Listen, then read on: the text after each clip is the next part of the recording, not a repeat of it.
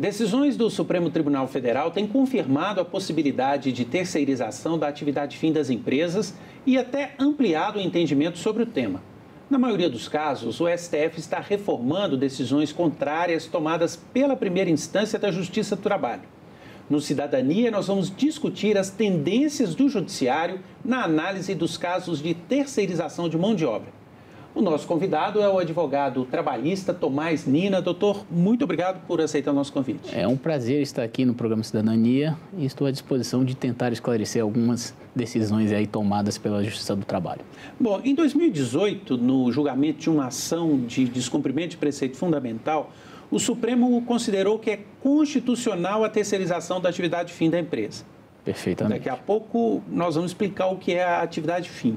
Essa decisão do Supremo, ela já é um consenso em todas as instâncias da Justiça do Trabalho ou não?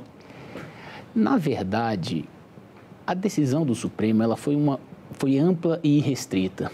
E isso incomodou muito o Poder Judiciário Trabalhista.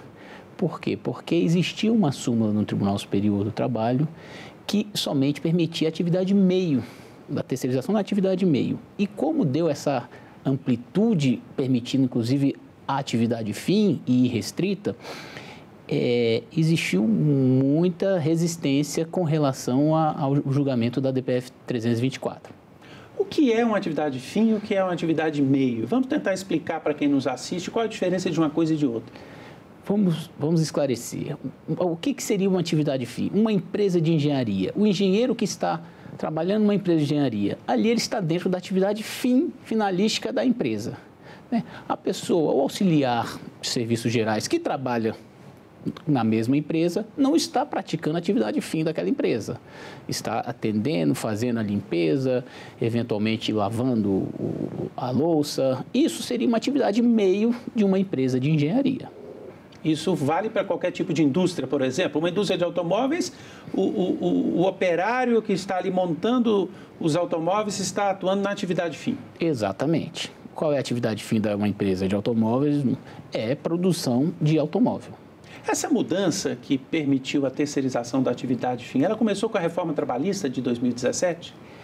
Na verdade, essa DPF, ela tramita já antes da reforma trabalhista. Sempre existiu, por lado do empregador, a dificuldade de entender por que a Corte Superior do Trabalhista não permitia que fosse legalizada a atividade fim, a terceirização na sua amplitude. E sempre houve muita terceirização no âmbito do Brasil, né? Então, ali foi um anseio muito de empresas, de empregadores, na tentativa, sim, de abrir esse leque, ampliar a terceirização, porque era muito custoso para as empresas. Mas a reforma trabalhista também permitiu. A reforma trabalhista também veio a calhar no anseio da sociedade a permitir a terceirização, inclusive com alguns conceitos de empregados hipo e hipersuficientes, que também ali indicaria que pessoas como hipersuficientes, empregados ou não, poderiam negociar com os seus empregadores irrestritamente. Agora, se nós temos uma lei, que é a reforma trabalhista, que diz que é possível terceirizar a atividade fim, temos também uma decisão do Supremo, que diz a mesma coisa. Não deveria haver uma certa harmonização das decisões de todas as instâncias da Justiça do Trabalho? Não deveria já ser um ponto pacífico? Isso é permitido? Veja bem, como o acórdão da DPF 324, apesar de declarar na tese 725 que é legal a terceirização na sua atividade meio e fim, irrestritamente, abriu a questão doutrinária, posicionamentos contrários que não enxergaram naquela decisão algo que dissesse sobre a subordinação jurídica. E aí, magistrados contrários à própria decisão do Supremo Tribunal Federal começaram a analisar, caso a caso, se havia ou não uma subordinação jurídica que pudesse afastar a terceirização. Mas há alguma decisão que o Supremo pode tomar para acabar de vez com isso? Ou seja, o senhor está me dizendo que é passível de uma análise caso a caso, doutrinária. Existe algum instrumento que pode vir a ser lançado e que diga, não, a partir de agora não tem análise doutrinária mais? A rigor, o Supremo já teve um julgamento, o tema 733 de repercussão geral, que obriga todas as instâncias ordinárias inferiores ao Supremo seguir o que está determinado em repercussão geral. Então, por si só, o tema 725, que foi a DPF 324, deveria obrigatoriamente, sem interpretações doutrinárias, conceituais, permitir, sim, ali a terceirização. Ponto. Só que não é o que vem acontecendo ultimamente. Não à toa, os ministros do Supremo Tribunal Federal têm sido provocados para decidir de forma monocraticamente o que já tinham decidido de forma colegiada no tema 725. Mas se isso já está na lei, o Congresso aprovou em 2017, uma lei não teria o poder por si só de dizer é assim? É permitido? O direito, ele é interpretativo. A lei está ali para ser lida e interpretada da maneira que convém à parte que está decidindo. Então, havendo brechas, há a possibilidade de se afastar uma terceirização quando a lei diz que é permitido por uma questão de subordinação estrutural, subordinação jurídica, a famosa distinguish, que hoje é o que o próprio Tribunal Superior do Trabalho trabalha com esse conceito de distinguish para se chegar ou não e afastar a terceirização. O que é esse conceito? O distinguish, na verdade, é quando se analisa o caso concreto, que não é uma obrigação do Tribunal Superior do Trabalho, não é analisar a prova, o fato, e ali verifica-se que aquele empregado estava diretamente subordinado, sob coordenação, e verificando tal prova, eles afastam a terceirização. Então, o senhor tocou num ponto e eu queria fazer uma pergunta aqui. Se nós formos admitir a terceirização da atividade fim, nós poderíamos falar, por exemplo, da existência de uma indústria que é apenas um escritório? Vamos voltar lá ao exemplo que eu dei de uma indústria de automóveis. Se eu posso terceirizar tudo, então eu sou o dono, os acionistas me nomearam diretor dessa indústria, eu tenho o meu escritório e eu não tenho nenhum empregado ligado à empresa. Todos são terceirizados para montar o carro, para fazer o marketing, para vender. Em tese, esse, entre aspas, absurdo poderia acontecer? Pela decisão que foi proferida pelo Supremo Tribunal Federal, entendo que sim, poderia sim acontecer, porque ela ampliou de forma irrestrita a terceirização. No âmbito da Justiça do Trabalho, existem vários conceitos, inclusive artigo da própria CLT, que afasta a questão da terceirização, reconhecendo eventualmente um vínculo, que aí nós estamos tratando do artigo 2º, 3º e o 9º da CLT, que, a depender do quadro fático de uma situação, será afastada a terceirização por supostamente presumir uma fraude. Há uma clareza na justiça, em todas as instâncias, sobre o que é uma atividade fim? Infelizmente, não há. É muito conceitual. Agora, é aquilo que eu tratei, acho que na primeira pergunta que nós conversamos.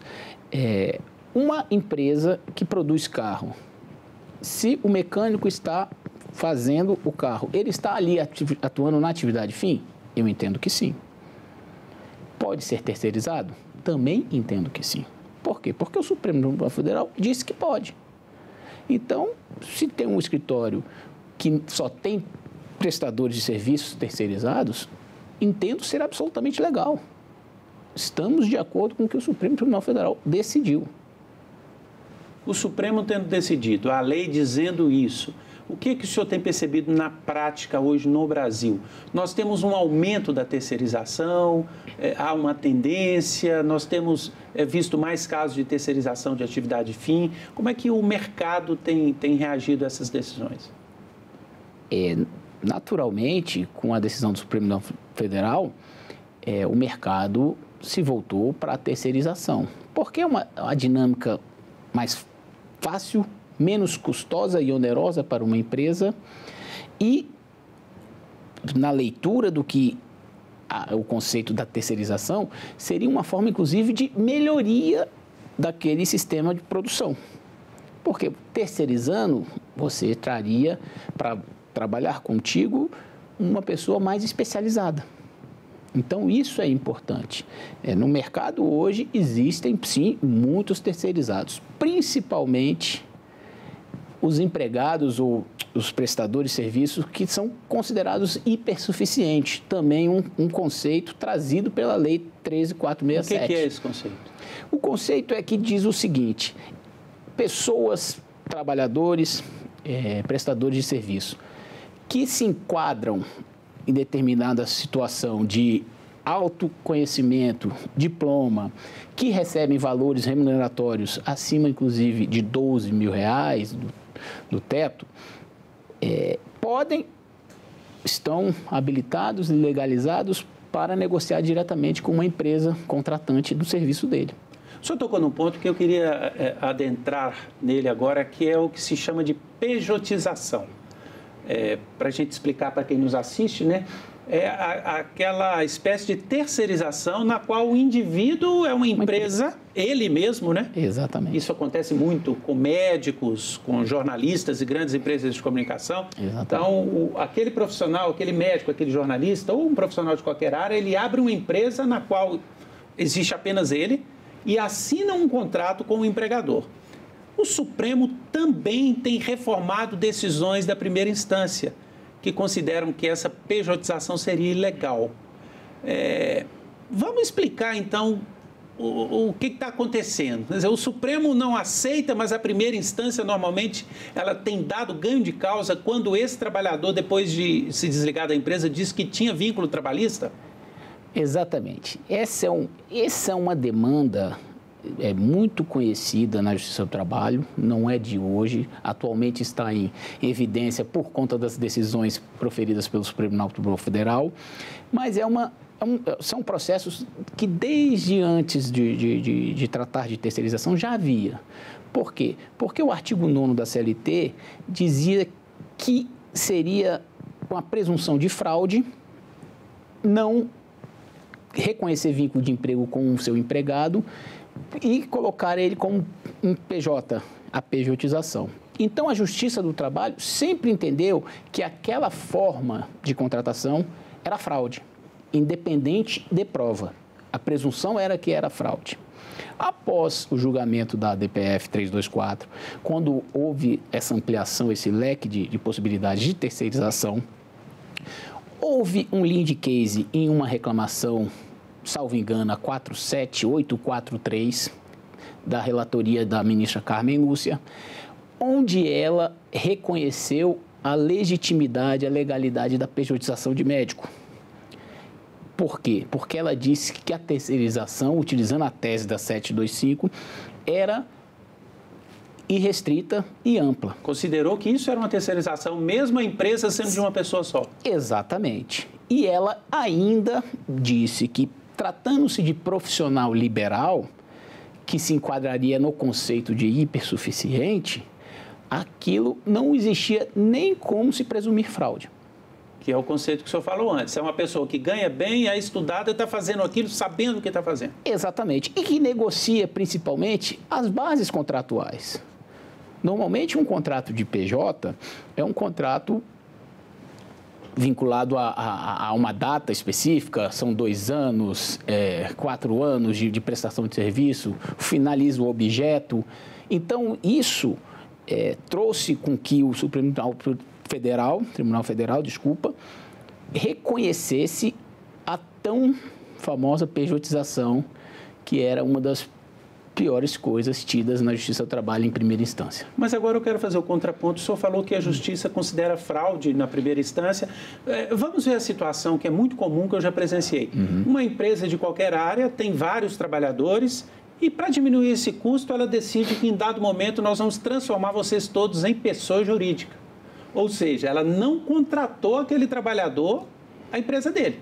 Ele já trabalhava ali há 5, há 6, há 7 anos e ela exigiu que houvesse essa transformação. A partir de agora, você vai ser terceirizado, você vai fazer uma empresa e vai ser pessoa jurídica. Isso não poderia configurar uma fraude, já que houve uma transformação na forma da relação? Nessa situação específica, sim, poderia considerar uma fraude. Mas também teria que ser analisado o caso concreto. Se o caso concreto, um empregado daquela empresa, no mês seguinte, o empregador diz, poxa, agora eu vou te tratar como PJ. Os seus direitos trabalhistas serão suprimidos e agora será PJ. Aí, neste caso específico, a depender da situação, naturalmente pode se considerar uma fraude. Que ele foi pressionado, né? Exatamente. Pressionado. O que diferencia também, isso é muito importante ter em mente, que é a dinâmica de trabalho de um PJ. O advogado é um profissional liberal, ele tem uma sociedade unipessoal, ele pode prestar serviços como PJ para outros escritórios. Isso é absolutamente válido e legal. Assim como engenheiro, como médico, como essas profissões mais que exigem um diploma. Então, a pejotização não é só o conceito, são duas empresas tratando, então a Justiça do Trabalho não pode se meter porque é um contrato comercial. Ponto. Não, eles analisam como se dá aquela relação de trabalho. Não relação de emprego, de trabalho. A dinâmica. Se aquela pessoa jurídica ela é subordinada à empresa, se ela bate ponto, se ela obrigatoriamente tem que estar de 8 às 18 no seu trabalho, então tem várias situações que podem ser afastadas a pejotização. Mas suponhamos que isso aconteça. O trabalhador abriu uma empresa, né, pessoa jurídica, Sim. PJ, para prestar serviço a um empregador. Ele trabalha exclusivamente ali, de 8 da manhã às 6 da tarde, ele segue orientações dos chefes daquela empresa. Ainda nesses casos, a decisão do Supremo considerou que era legítimo? Nesses casos específicos, sem adentrar nas minúcias da prova, o Supremo Tribunal Federal indica que sim, é legal a pejotização. Agora, o acórdão não analisa, ou a decisão monocrática proferida, não analisa se existia cartão de ponto, se era obrigatório a presença de segunda a sexta, porque aí você fugiria para a questão da fraude, que agora não é presumida, é provada. Ou seja, a decisão do Supremo, ela abre ainda uma brecha para questionamento. Abre a brecha... Em casos específicos. Em casos específicos, mas abre a brecha... E ela inverte, na verdade, a situação, porque a pejotização na Justiça do Trabalho, a presunção já era de fraude. E quando se presume fraude, já era reconhecido o vínculo de emprego. Hoje em dia, o PJ que entra numa Justiça do Trabalho pedindo um reconhecimento de vínculo por diversas situações que a gente tratou aqui, como a subordinação, ele tem o dever de provar que existe fraude. Ele que tem que dizer que era obrigado a estar presente, ele que tem que dizer que ele recebia salário, ele que tem que provar que estava sobre a subordinação jurídica, que recebia ordens, que recebia penalidades, que ali sim, provada tal fraude, você afasta a pejotização. Mas suponhamos que, num caso concreto, um trabalhador venceu nas primeiras instâncias, era um PJ, e esse caso chegou no Supremo. Nós tivemos casos que chegaram no Supremo. O Supremo considerou isso. E o trabalhador ele quer recorrer porque ele entende que tem novos elementos para provar que era uma fraude. Ele vai ter que recorrer no Supremo ou esse caso pode ser reanalisado pelo Tribunal Superior do Trabalho? Não. Esse tema especificamente ele vai ter que tentar no próprio Supremo Tribunal Federal, no trâmite processual dele, provar que a pejotização, que também o Supremo tem decidido que é livre e restrita, provar que ele estava sob a condição de empregado. O que é muito difícil. O Supremo Tribunal Federal não vai analisar provas. Exatamente, por isso é que eu perguntei, ou seja, é quase caso perdido. Atualmente é quase um caso perdido. Nós temos visto aí inúmeras empresas, e aqui a gente pode abranger a decisões de advogados, de corretores de imóveis, de médicos, de engenheiros, de arquitetos, todas em decisões monocráticas e reclamações cassando decisões que reconhecem vínculo de emprego. Esse é um tema da Justiça do Trabalho. Este é um tema da Justiça do Trabalho. A instância superior da Justiça do Trabalho é o TST. Por que esses casos têm chegado no Supremo Tribunal Federal? Porque, principalmente, a primeira instância e até o Tribunal Regional do Trabalho ainda tem certa dificuldade em não reconhecer um vínculo de emprego em caso de pejotização. Por quê? Porque ali eles vão colher provas. E ali tem magistrados com um viés mais ideológico que não concordam com a decisão do Supremo Tribunal Federal. O senhor acha que essas decisões do Supremo relativas à terceirização, elas valem da mesma forma para o serviço público ou é outra realidade, outra especificidade? Olha, a DPF, inclusive, menciona a questão da 8.213. Então, assim, se tratando de concurso público ou um processo seletivo, a situação fica um pouco diferente.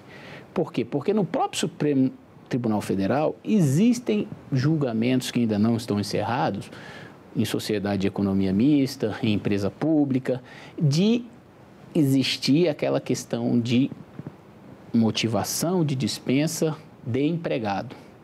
Hoje, você não pode terceirizar o seu quadro de uma empresa pública. É isso que eu ia perguntar, em relação à terceirização. Se uma empresa pública ou até um órgão público poderia terceirizar a atividade fim baseada na decisão do Supremo. Não, aí não poderia, porque a forma de ingresso dentro dessas empresas, dentro dessa empresa pública, sociedade de economia mista, ou até no âmbito da administração pública federal, é, em regra, por concurso público. Então, é obrigação fazer a prova, a não ser que seja uma questão de contrato temporário, um órgão precisou... Casos aqui, um órgão da saúde precisou por conta de alguma epidemia. Contrata-se temporariamente por 6 meses para ajudar aqueles empregados públicos que prestam serviços na secretaria em uma ação específica. Isso é legal. Nós temos um caso que está agora aflorando, que é a situação do chamado uberização, né? Entregadores, o governo enviou um projeto para o Congresso analisar sobre isso, há discussões no Supremo. O senhor acha que essas discussões vão seguir esse mesmo caminho? Quer dizer, o Supremo tende a considerar que não há vínculo, né, à luz das decisões que já tem tomado? O Supremo Tribunal Federal já, em algumas ocasiões, declarou que essas plataformas digitais, a uberização, iFood, não existe vínculo de emprego, muito pela dinâmica de trabalho dessas pessoas. Essas pessoas fogem naturalmente da subordinação. E a tendência, penso eu, é que sim, que o Supremo Tribunal Federal mantenha a decisão de que não existe vínculo de emprego com relação a esses aplicativos, motoristas de aplicativo ou entregadores de serviço de iFood. O senhor, como advogado trabalhista, atende ou pode atender empresas, mas também trabalhadores.